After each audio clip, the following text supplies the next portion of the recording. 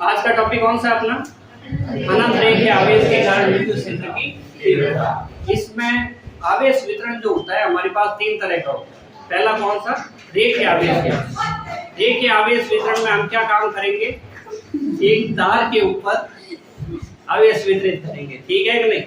रेखीय आवेश, बिजली का तार पतला सा होता है, उसके ऊपर सोचो आवेश हमने दिए। सेकंड, एक कॉपी का पेपर होता है, उसमें लंबाई और चौड़ाई होती है, और लंबाई इंटू चौड़ाई क्षेत्रफल होता है, यानी कि एक पृष्ठ के ऊपर आवेश का वितरण, पृष्ठ आवेश वितरण। इसमें आवेश एक पूरी सतह के ऊपर समान रूप से फैल जाता है, ठीक है? जैसे ये बोर्ड है, इसमें लंबाई है, चौड़ाई है, तो इस सतह पर पूरा आवेश फैल जाएगा, उसको हम कहेंगे पृष्ठ आवेश वितरण। तीसरा हमारे पास होता है आयतन आवेश वितरण, जिसके अंदर आवेश पूरे आयतन के अंदर समान रूप से फैल जाता है, ठीक है? मान लो एक ठोस गोला है, फुटबॉल की तरह एक गोला है, फुटबॉल अंदर से खोखली होती है, हम बात कर रहे हैं ठोस गोले की, ठीक है? कुचालक है, चालक नहीं। चालक में तो आवेश सतह पर आ जाता है, कुचालक। अगर हम इसमें से आवेश निकालेंगे तो इलेक्ट्रॉन निकालेंगे तो अंदर की साइड आवेश आएगा, जो उसके पूरे अंदर की साइड आवेश फैल जाएगा। हम इसको ऐसे समझ सकते हैं, तरबूज है, तरबूज के बीच में रेड कलर का भाग है, उसको समझ लो प्लस आवेश। अगर वो प्लस आवेश है तो वो प्लस आवेश उसके पूरे आयतन में समान रूप से फैला हुआ है, सही है? नेक्स्ट, तो अब हम क्या करने वाले हैं? रेखीय आवेश के कारण विद्युत क्षेत्र की तीव्रता। तो मान लेते हैं पहले हमारे पास रेखीय आवेश ये है, जिसका विस्तार नीचे की साइड माइनस अनंत तक है और ऊपर की साइड प्लस अनंत तक है। अगर हमें समझ में आए तो ये डॉट डॉट क्यों बनाया हमने?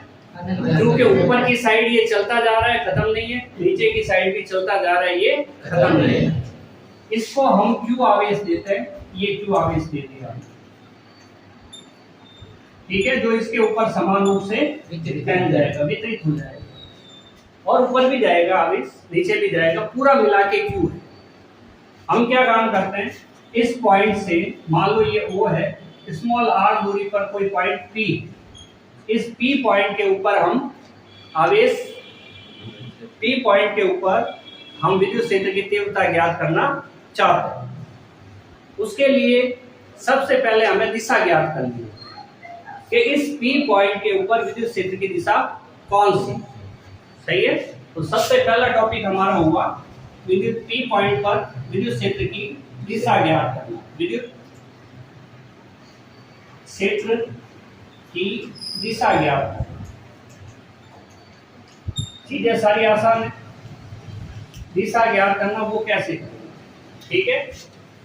यहां से O से समान दूरी पर इधर एक अल्पांश लेंगे और उतनी ही दूरी पर इधर एक अल्पांश लेंगे। अल्पांश का मतलब तार का एक बहुत ही छोटा सा भाग, ठीक है? एक बात बताओ, ये मैंने अगर अल्पांश लिया होता तो क्या इसके ऊपर आवेश है या नहीं?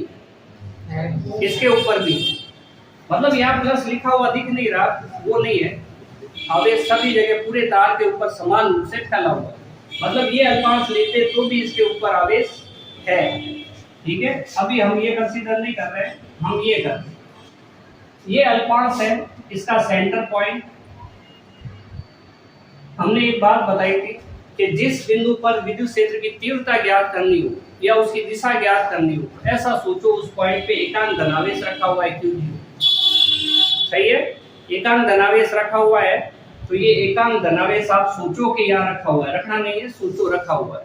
तो फिर ये पॉजिटिव चार्ज उसको आकर्षित करेगा या प्रतिकर्षित करेगा? विजातीय आवेश है, ये करेंगे प्रतिकर्षित। सजातीय आवेश है, लाइक चार्ज देते हैं, ये पॉजिटिव है, ये भी पॉजिटिव है, तो ये क्या करेंगे? प्रतिकर्षित करेंगे। प्रतिकर्षित करेंगे तो ये एकांक धनावेश किधर गति करेगा? दोनों को मिलाने वाली रेखा के अनुदिश, सही है क्या? हमने फर्स्ट डायग्राम बनाया तो बताया था ये आवेश इधर है, तो दोनों को मिलाने वाली रेखा के अनुदिश। इनको एक स्केल से सीधी सीधी मिलाओ और ये आवेश इधर जाने की कोशिश करेगा, सही है? अब ये वाला अल्पांश है, इसके नाम दे सकते हो आप, ए बी, ऐसा कुछ नाम दे सकते हो कि ये अल्पांश हम ए की बात कर रहे हैं, ये अल्पांश हम बी की बात कर रहे हैं। तो ये अल्पांश बी छोटा है इसलिए आप delta A B, delta A, delta B भी नाम दे सकते हो। हमने ए बी दिया है। ये पी पॉइंट, पी पॉइंट पे क्या रखा हुआ है? एकांक धनावेश। ठीक है, वो एकांक धनावेश ये चार्ज क्या करेगा? प्रतिकर्षित करेगा। ठीक है, प्रतिकर्षित करेगा तो ये किधर जाएगा? इस डायरेक्शन में। क्या एक पॉइंट पी के ऊपर डायरेक्शन दो पॉसिबल है क्या? ये पी बाद में लिख देंगे। दो दिशाएं संभव है क्या? हमने विद्युत क्षेत्र, विद्युत बल रेखाओं के गुणों में पढ़ा, दो बल रेखाएं एक दूसरे को काट नहीं सकती, नेवर इंटरसेक्ट ईच अदर। अगर काटे तो उनके कटान बिंदु पर तीव्रता की दो दिशाएं प्राप्त होती है, जो संभव नहीं है। सेम पॉइंट वो यहाँ पे भी काम आ रहा है।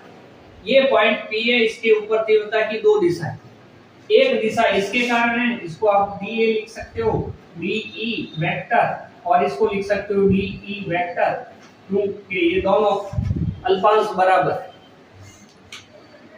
दोनों अल्पांश बराबर है तो इनके आवेश भी बराबर। ई का फार्मूला होता है kq/r²। अल्पांश बराबर है तो इनके आवेश भी बराबर है, और ये डिस्टेंस और ये डिस्टेंस ये भी आपस में क्या है? बराबर है। इनको थोड़ा डार्क कर दे, दिखेगा ये, दिख रहा है? तो ये ऐसे हो गया। अब ये डिस्टेंस और ये डिस्टेंस डॉट डॉट वाली दोनों बराबर है। अगर ये दोनों बराबर है, इसका मतलब क्या हुआ कि आर भी बराबर, के तो कांस्टेंट है, ये के कांस्टेंट है, क्यू कांस्टेंट है, आर कांस्टेंट है, तो ई भी कांस्टेंट है। तो यानी कि दोनों डी ई लिख सकते हैं। ठीक है, लेकिन तीव्रता की दो दिशाएं संभव नहीं है, इसलिए हम इसके कंपोनेंट लेते हैं, घटक लेते हैं। घटक का हमें पता है, यहाँ पे थीटा या अल्फा कुछ कोण मानना पड़ेगा। अगर ये कोण अल्फा है तो ये कोण भी अल्फा है। ठीक है, सिमेट्रिकल है दोनों त्रिभुज। ये कोण देखो 90 डिग्री, ये कोण देखो 90 डिग्री।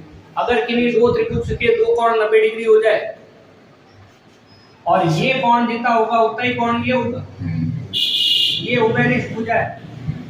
अगर दो कोण बराबर हो जाए तो तीसरा कोण भी बराबर होगा। फिर से देखो एक बार, ये भुजा दोनों में उभयनिष्ठ है। हमने बोला ये जितनी है उतनी की उतनी ये सेम है ना। अगर मान लो दो भुजाएं बराबर है तो तीसरी भुजा कर्ण है। कर्ण होता है पाइथागोरस से आधार स्क्वायर प्लस लंबी स्क्वायर। अगर दोनों की ये भुजाएं बराबर और दोनों की ये भुजाएं बराबर है तो कर्ण भी बराबर आएगा। ऐसे भी कर सकते, सही है? तो ये बराबर है। ये दोनों कोण कैसे हैं? शीर्ष अभिमुख कोण है, आमने सामने वाले। ये अल्फा है तो ये भी अल्फा है। ये दोनों कोण कैसे हैं? ये भी अल्फा है, तो एक अल्फा होगा तो दूसरा भी अल्फा होगा, और ये अल्फा होगा तो ये भी अल्फा होगा। ये दोनों आमने सामने वाले शीर्ष अभिमुख।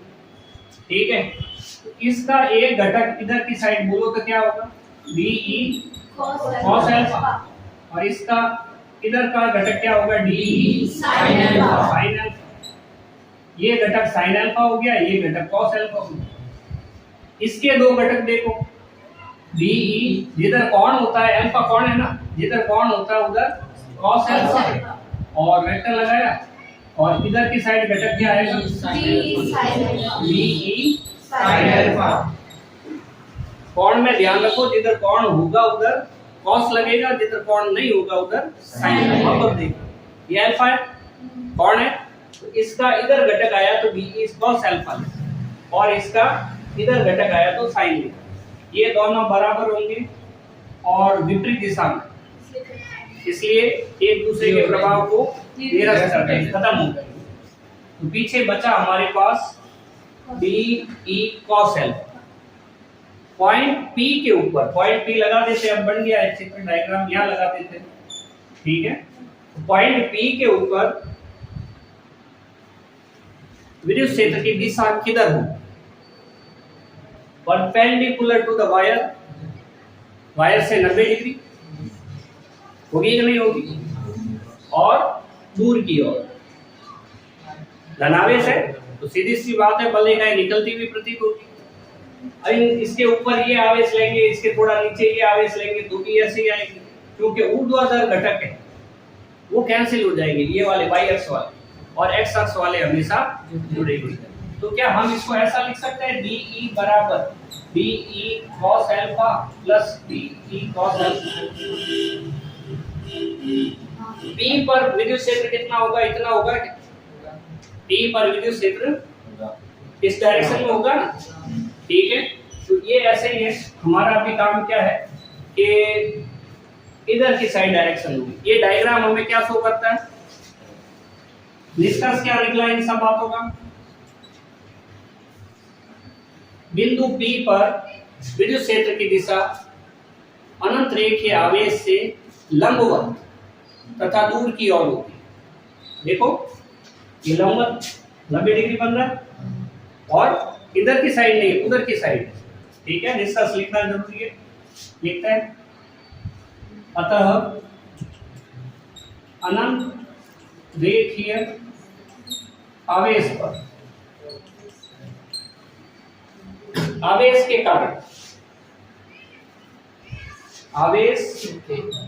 कारण उसके समीप स्थित किसी बिंदु पर, आप लोग डायग्राम में देखते जाओ कि यहाँ क्या लिख रहे हैं, उसके समीप स्थित किसी बिंदु पर विद्युत क्षेत्र की तीव्रता की दिशा किधर होती है, विद्युत क्षेत्र की तीव्रता की दिशा किधर होती है, अनंत रेखीय आवेश से लंबवत तथा दूर रहती है। या फिर हम कहते हैं O से P की और, ये शॉर्ट में हो सकता है, O से P की और, क्लियर है। हम इसको क्या बोल सकते हैं, अनंत रेखीय आवेश से दूर, लंबवत होगी और दूर होगी, ठीक है बेटा। हमारा पहला काम क्या था, विद्युत क्षेत्र की तीव्रता की दिशा निकालना। तो हमने इसको दिशा को ऐसे समझा, मतलब अब जब हम गाउसियन पृष्ठ बनाएंगे तो उसमें तीव्रता की दिशा बनानी पड़ेगी, तो वो हम आराम से इधर की साइड बना सकते हैं, ठीक है। नेक्स्ट अब करेंगे विद्युत क्षेत्र की तीव्रता ज्ञात करना। क्या करेंगे, विद्युत क्षेत्र की तीव्रता ज्ञात करने का प्रयास करेंगे। उसके लिए कौन सा नियम काम में आना चाहिए, गाउस का नियम काम में आना चाहिए। तो अनंत रेखीय आवेश तो वही है, अनंत रेखीय आवेश तो वही। बोर्ड के नंबर जो सवाल आता है, अगर हम ठीक ठाक कर लेते हैं तो ये 4 नंबर का सवाल है। इसमें डायग्राम भी है, डेरिवेशन भी है, थोड़ी थ्योरी भी है, ग्राफ भी, ठीक है। तो इम्पोर्टेंट क्वेश्चन है। हम इसको आवेश देते हैं, ये आवेश पूरे रेखीय आवेश पूरी सतह पूरे तार के ऊपर समान रूप से वितरित हो जाता है। यहाँ पे हम वही पॉइंट P लेते हैं जो r डिस्टेंस पर है, ठीक है। ध्यान से देखना, चीजें बहुत आसान होती है, बस हमें उनको बड़े कंसंट्रेशन के साथ देखना होगा। ये डिस्टेंस r है, हम इधर भी इतना ही डिस्टेंस ले लेते हैं, ठीक है। हम यहाँ पे सबसे पहला काम क्या करेंगे, सबसे पहला काम गाउसियन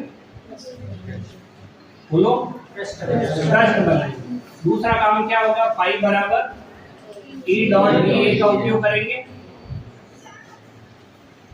परिभाषा के अनुसार पाई निकालेंगे।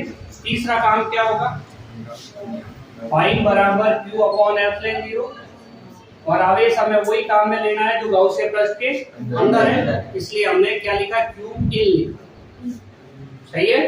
नेक्स्ट 4th नंबर, अगर कुछ आवेश गाउसियन पृष्ठ के अंदर है और कुछ आवेश बाहर है तो हमें Q इन की कैलकुलेशन करनी पड़ेगी कि Q इन क्या चीज, सही है। कुल आवेश अंदर की साइड गाउसियन पृष्ठ के अंदर है, कुल आवेश तो Q है, लेकिन Q इन कितना वो निकालना पड़ेगा, ठीक है। 5 नंबर क्या काम करेंगे, जब ये आवेश आ जाएगा तो ये इसकी वैल्यू इसके अंदर रखेंगे और उसके बाद इन दोनों की तुलना करेंगे। समीकरण 1 और समीकरण 3 बनेगी की तुलना करेंगे और लास्ट में करेंगे हम इसका ग्राफ, विद्युत क्षेत्र की तीव्रता और दूरी के अंदर ग्राफ करेंगे। ठीक है, तो आपको ये स्टेप याद रखोगे तो ये डेरिवेशन पूरा याद रह जाएगा। कहाँ पे क्या करना उसमें तकलीफ आएगी। ठीक है, तो सबसे पहला काम क्या करना अपने को, गाउसियन पृष्ठ बनाना। बनाते हैं, थोड़ा और पास लिया ये और ये। गाउसियन पृष्ठ काल्पनिक होता है, हम इसको डॉट डॉट में बना रहे हैं। जितनी हाइट ऊपर है उतनी नीचे ले ली। ठीक है, और यहाँ पे ये। अब जैसी वस्तु होगी, पिछली बार गाउसियन पृष्ठ गोलाकार था क्योंकि आवेश का जो डिस्ट्रीब्यूशन था वो एक पॉइंट चार्ज था। चालक गोले में या बिंदु आवेश में या अचालक गोले में एक सिमेट्रिकल था उस टाइप से। ये रेखीय आवेश है तो इसमें गाउसियन पृष्ठ भी उससे मिलता जुलता ही बनेगा। तो इसमें ये क्या बनाया हमने, गाउसियन पृष्ठ। इधर लिख दीजिए गाउसियन पृष्ठ। अब इसमें बातें ध्यान रखने की क्या है, ये गाउसियन पृष्ठ है, ये पी पॉइंट, ये बेलनाकार सतह है तो इसके 3 भाग होते हैं। एक ये वक्र पृष्ठ होता है, ऊपर वाला वृत्त होता है और नीचे वाला भाग भी वृत्ताकार भाग। सही है, एक वृत्ताकार भाग, दूसरा वृत्ताकार भाग और तीसरा मुड़ा हुआ वक्र पृष्ठ। कॉपी का पेपर उसको ऐसे मोड़ दो, एक वृत्त दिखेगा एक वृत्त दिखेगा। वृत्त का क्षेत्रफल क्या होता है, पाई आर स्क्वायर, और वक्र पृष्ठ का क्षेत्रफल क्या होता है, 2 पाई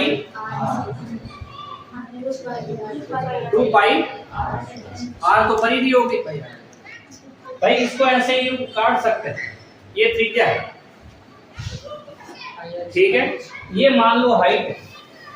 अगर ये वाला भाग देखें तो कितना है, 2 पाई आर है। और अगर ये हाइट देखें तो ये हाइट कितनी है, सपोज h। ठीक है, हम ऐसा काम कर रहे हैं कि इसको यहाँ से काट के, एक कॉपी का पेपर सिंगल, ठीक है, केवल पेपर दो, खाली पेपर कट किया हुआ। हाँ नहीं नहीं नहीं नहीं, हाँ वो आ गया, पीछे आ गया, पीछे आ गया। ला जल्दी कर, जल्दी कर। तो ये हमारे पास पेपर है। अब इधर ऐसा है तो इसका क्षेत्रफल कितना होगा, लंबाई इंटू चौड़ाई, लंबाई इंटू चौड़ाई। और अगर ये ऐसे है तो मिलन के जैसे ऐसे है,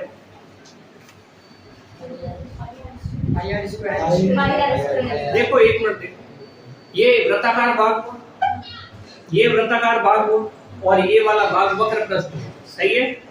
और ये वृत्ताकार भाग की परिधि हुई, किनारा किनारा, परिधि कितनी होती है, 2 पाई। और ये हाइट कितनी ले रहे हैं हम, ये वाली h ले रहे, मतलब ये h हो गया और ये क्या हो गया। अब हमने इसको खोल, 2 पाई आर खुल गया और h ये है, तो क्षेत्रफल क्या आ रहा, 2 पाई आर इंटू h, यानी कि लंबाई इंटू चौड़ाई। लंबाई कितनी हुई, 2 पाई आर। भाई ऐसे मुड़ा हुआ है तो ये क्या चीज, परिधि है, यानी कि 2 पाई आर। ये क्या है, h है, और इसको हमने ऐसे खोल दिया तो देखो 2 पाई आर खुल रहा है। तो ये लेंथ कितनी हो गई, 2 पाई आर, और ये कितना हो गया, लंबाई इंटू चौड़ाई, यानी कि 2 पाई आर इंटू h।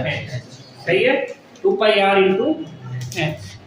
तो इसका क्षेत्रफल हो जाएगा 2 पाई आर h और वृत्ताकार भाग का क्षेत्रफल हो जाएगा पाई आर h। ओके, अब हम यहाँ पे 3 अल्प क्षेत्रफल बना लेते हैं। ये हो गया dA, ये हो गया dA अल्प क्षेत्रफल, और ये हो गया dA। सही है ना, 3 क्षेत्रफल। मान लो ये S1 है, ये S2 है और ये S3।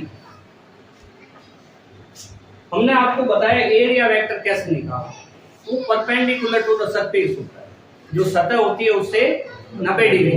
सही है क्या? इसका एरिया वेक्टर किधर होगा? उधर की साइड। इधर का एरिया वेक्टर किधर होगा? ऊपर के, ये ऐसे रखा हुआ ऊपर की साइड। डी ए वेक्टर, ये डी ए वेक्टर, इसका एरिया वेक्टर किधर होगा? नीचे की साइड डी ए वेक्टर। इस पर तीव्रता की दिशा किधर होगी? हमने बोला था ओ से पी की साइड। क्या ये ओ से पी की साइड है? तो इधर की साइड तीव्रता की दिशा होगी ई वेक्टर। अल्पांश के कारण लेगा तो बी। यहाँ पे भी उधर ही होगी। पॉइंट यहाँ वो नहीं होता, यहाँ होता तो इधर होती ई, और इधर की साइड ई। इधर बोलो थीटा कितना है? 0 डिग्री। 0 डिग्री। कॉस 0 कितना होता है? 1। इधर बोलो थीटा 90 डिग्री और कॉस 90 कितना होता है? 0। इधर बोलो थीटा कितना है? 90 और कॉस 90 इक्वल टू 0। सही है कि नहीं? चीजें ओके। पहला काम खत्म। लाउस से प्रश्न बनाएंगे और उससे कोण निकाल लेंगे कितने। सतह एक जैसी है तो एक ही कोण आएगा। सतह 3 अलग अलग भाग है तो 3 आएंगे, सीधी बात। दूसरा पॉइंट क्या बताया था हमने? ये काम कर रहे हैं हम तीव्रता ज्ञात करना। परिभाषा अनुसार फाई बराबर 2 integration whole surface E dot dA vector vector. सही है क्या? ये जो चीज है कितने भागों में डिवाइडेड है? 3। एक वक्र पृष्ठ, एक वृत्ताकार पृष्ठ, दूसरा वृत्ताकार। कितने भाग हो गए? 3 भाग। चलो देखते हैं, ध्यान से देखना क्या कर रहे हैं। ये क्लोज लगा हुआ है। अभी S1, ये S2 और ये S3। सही है कि S1 क्लोज है क्या? नहीं है, वो एक ऊपर का अलग भाग है। S2 क्लोज है क्या? नहीं है। S3 क्लोज नहीं है। सबको तीनों को मिलाएंगे तो एक बंद बेलन बनेगा। ठीक है, cylinder. E dot D A vector vector plus E dot D A vector vector plus E dot D A vector vector. वापस सेट करो। ये पूरा बेलन है क्या? ये पूरा बेलन है क्या? ये बेलन का कौन सा? वक्र पृष्ठ। ये बेलन का ऊपर वाला। ये बेलन का क्या तीनों मिलके फिर बेलन बन रहा है क्या? मतलब ये एक बेलन है, ये बेलन के 3 भाग हैं, तीनों मिलके एक बेलन बन रहा है। तो दोनों एक ही है। क्या डॉट हटेगा तो cos थीटा आएगा? E D A cos theta. Theta कितना? 0 डिग्री। S1 पे एंगल देखो, ये S1 है, इस पे एंगल 0 डिग्री। ठीक है, तो हमने लगा दिया integration S1 plus integration S2 E D A, angle बोलो 90 plus S3 E D A cos 90 cos 90। सही है।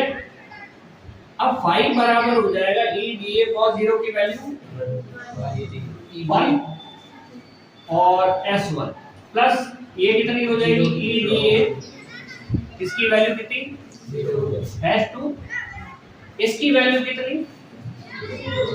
S3 E D A, इसकी वैल्यू हो जाएगी। सही है क्या? फाई बराबर, फाई है विद्युत फ्लक्स। ठीक है, E बार ले लो S1 DA प्लस इसकी वैल्यू हो जाएगी 0 प्लस इसकी वैल्यू हो जाएगी 0 से किसी संख्या को गुणा करें तो वैल्यू कितनी आती है? 0 आती है। तो फाई बराबर हमारे पास हो जाएगा ES1 DA। क्या हम DA की वैल्यू रख सकते हैं? सोच के बताओ क्या होनी चाहिए? 2 पाई r, 4 पाई r स्क्वायर नहीं लिख रहे, वो गोले के लिए सही है। अभी यहाँ पे चेक करो, ये क्या है S1, तो S1 वक्र प्रस्थ, ठीक है, इसका क्षेत्रफल क्या होगा 2πr/h। तो हम यहाँ पे लिखेंगे 2πr/h, ये इक्वेशन नंबर 1 होगी, ठीक है। गाउस के नियम से पाई बराबर Q अपॉन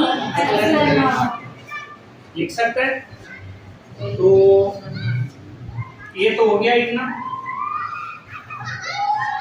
गाउस के नियम से जगह कम है, इसको मिटाना पड़ेगा। मिटा दे क्या? चलो मिटा दे। ये फॉर्मूला याद रखना, भी पूछेंगे। पाई बराबर E पाई R, सही है। डायग्राम पढ़ा रहने दे और इसको मिटा दे। ये डायग्राम मिटा दे, डायग्राम तो हो गया काम है। डायग्राम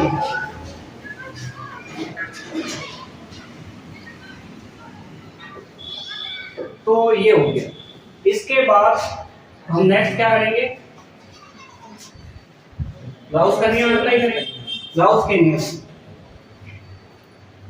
गाउस के नियम, गाउस का नियम क्या है, फाई बराबर Q inside upon epsilon, equation number 2। Gauss के नियम से परिभाषा से इन दोनों को तुलना करनी है, सही है। अब करते हैं हम Q इन की गणना। अंदर आवेश कितना, उसकी कैलकुलेशन करनी है। फॉर्मूला आपको बताया होगा, बोलो तो। Q इन बराबर कुल आवेश,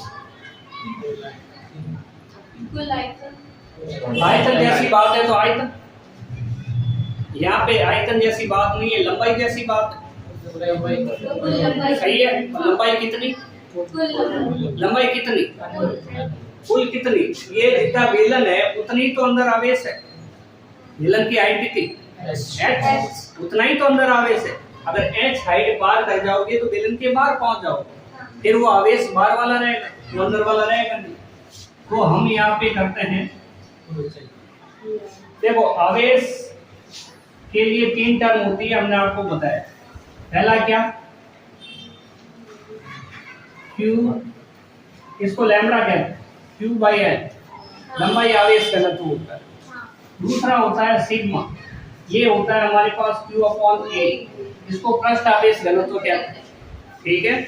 और तीसरा होता है हमारे पास Q/B, ये बोलते हैं एकांक लंबाई पर आवेश, ये बोलते हैं एकांक क्षेत्रफल पर आवेश, ये बोलते हैं एकांक आयतन पर आवेश, ठीक है। अभी हमारा आवेश वितरण कौन सा है तीनों में से, देखिए लैम्बडा वाला है। तो लैम्बडा वाला है तो हम क्या काम करते हैं कि यहाँ से आवेश का वैल्यू निकालो। आवेश कितना, Q बराबर लैम्बडा L। तो यहाँ हम लिख सकते हैं कुल आवेश, कुल आवेश बटा कुल लंबाई। कुल लंबाई कितनी है इसके अंदर h, तो हम L मानते हैं तो L लिख दो यहाँ पे। लंबाई को अगर हम L मान लेते हैं तो यहाँ पे L लिख दो, h मानते हैं तो h लिख दो, ठीक है। तो हमने डायग्राम में h लिखा था, यहाँ पे भी h लिख देते हैं। तो कुल आवेश बटा कुल लंबाई, और इनटू क्या करना है, जितनी लंबाई में अपने को आवेश चाहिए, ठीक है, वो लंबाई। अब ये लंबाई तो क्या है, अनंत है, ये तो काम करेगा नहीं, इसलिए हम यहाँ पे क्या लिखेंगे, इसलिए हम लिखेंगे रेखीय आवेश घनत्व, ठीक है। Q इन बराबर हो जाएगा ये फॉर्मूला इसलिए बताया कि इससे मिलता जुलता पहले बताया हुआ था। तो रेखीय आवेश घनत्व, इन तीनों में से देखो कौन सा है, लैम्बडा है, ये फॉर्मूला लगाना है, ठीक है। इनको क्या करेंगे,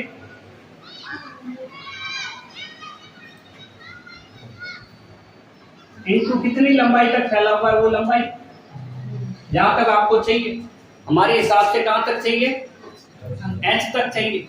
अगर बेलन की लंबाई L मानते हो तो यहाँ पे L लिख दो और वहां पे L लिख दो, ठीक है, तो क्यू इन की वैल्यू क्या हो जाएगी, लैम्बडा इनटू क्या माना बोलो, एच माना था, एच लिख दो। अभी क्या ये फॉर्मूला यहाँ लिख सकते हैं, वैल्यू का है गॉस का नियम यहाँ पे लिख सकते हैं, लिख दे। तो क्यू इन का मान 2 में रखने पर ये आ जाएगा हमारे पास 5 बराबर क्यू इन की वैल्यू बोलो लैम्बडा एच बटा एप्सिलॉन। ये आ गया समीकरण नंबर 3। क्या समीकरण 1 और ये 1 है और 3 को तुलना की जा सकती है, समीकरण 1 और 1 और 3 से। तो 5 बराबर हमारे पास 5 छोड़ो e इंटू 2 पाई आर एच e इंटू 2 पाई आर एच बराबर लैम्बडा एच बटा एप्सिलॉन। तो e बराबर बोलो तो लैम्बडा एच से एच तो कैंसिल हो गया, छोड़ो उसको, lambda upon 2 pi epsilon 0 r। क्या इसको 2 से ऊपर नीचे गुणा किया जा सकता है, इसको 2 से ऊपर नीचे गुणा किया जा सकता है। अगर गुणा करते हैं तो नीचे क्या बन जाएगा, इसको यहाँ लिखते हैं, गुणा करेंगे तो e बराबर बन जाएगा 2 लैम्बडा, ठीक है, ऐसा लिख देते हैं 2 lambda upon 2 into 4 pi epsilon. और हमें पता है कि 1 अपॉन 4 पाई एप्सिलॉन 0 क्या होता है, k होता है, ये हो जाएगा 2k लैम्बडा अपॉन बचेगा क्या r। तो ये पता चलता है कि inversely proportional to r, r के व्युत्क्रमानुपाती। अगर r के व्युत्क्रमानुपाती होता है तो इसका ग्राफ कैसे आएगा, r और e इस टाइप से आएगा, व्युत्क्रमानुपाती व्युत्क्रमानुपाती का। और अगर मान लो 1 अपॉन r में बनाया जाए, ये ग्राफ इस टाइप का है, सही है। वापस देख लो 1 सेकंड के लिए, y बराबर e डॉट ds। अब यहाँ पे गॉसियन प्रश्न के 3 भाग है, ऊपर वृत्ताकार, नीचे वृत्ताकार और बीच में वक्र प्रश्न, इसलिए हमने इसको 3 अलग-अलग भागों में डिवाइड कर लिया। और हमने देखे थे गॉसियन प्रश्न, पहला S1, S2 और S3, ठीक है। ये तीनों मिलके एक विलन बन गए, डॉट हटा cos 0, डॉट हटा cos 90, डॉट हटा cos 90, cos 90 की वैल्यू 0, cos 90 की वैल्यू 0, 0 से गुणा करेंगे पूरी वैल्यू कितनी आ जाएगी 0, लेकिन cos 0 की वैल्यू 1 से गुणा करेंगे तो यही आएगा। e को बाहर ले लिया क्योंकि e क्या है, कांस्टेंट है। यहाँ पर dA की वैल्यू, अगर आप लोग, हो सकता है किताब के अंदर यहाँ पे h नहीं लिख के l लिख दिया, तो हम यहाँ क्या कर देंगे, l कर देंगे, और यहाँ l करेंगे तो हमें यहाँ पे भी l करना पड़ेगा, कोई फर्क नहीं पड़ने वाला, डेरिवेशन पे l वैसे ही कट रहा है, ठीक है। यहाँ पे भी l करना पड़ेगा, सही है। तो यहाँ पे आगे हमारे पास 2 पाई r है, h मानो x मानो l मानो कोई फर्क नहीं पड़ता। क्यों इन क्या हो गया, देखिए आवेश घनत्व इनटू लंबाई, ठीक है। लैम्बडा एल, लैम्बडा एल का मान इसमें रख दिया, क्यू इन का अगर ये मान इसमें रख दिया तो हमारे पास एक समीकरण नंबर 3 आ गई, फाई बराबर क्यू एल अपॉन एप्सिलॉन 0। समीकरण 1 और 3 की क्या कर ली, तुलना कर ली, तुलना करने पर हमारे पास ये चीजें आ गई। अब इसको हम चाहते हैं एक ऐसा सूत्र बन जाए जो इजीली याद हो जाए। देखो 2k लैम्बडा अपॉन r बोलने में बड़ा आसान, इसको बोलो तो कि lambda upon 2 pi epsilon 0 r है, तो ये भी आसान ही है पर थोड़ा कंफर्टेबल लगता है नहीं। तो यहाँ पे क्योंकि हमने पीछे वाले सूत्र भी k के फॉर्म में याद किए, तो यहाँ पे आ जाएगा 2 से गुणा कर दिया तो ये 2 into 2 4 हो जाएगा, और 1 अपॉन 4 पाई एप्सिलॉन 0 क्या होता है, कूलॉम कांस्टेंट k होता है, वैल्यू कितनी उसकी 9 into 10 की घात 9। मात्रक बोलो। वैल्यू होती है 9 into 10 की घात 9 और यूनिट होती है मीटर स्क्वायर अपॉन। सही है। ये अपना हुआ अनंत रेखीय आवेश के कारण विद्युत क्षेत्र की। ओके।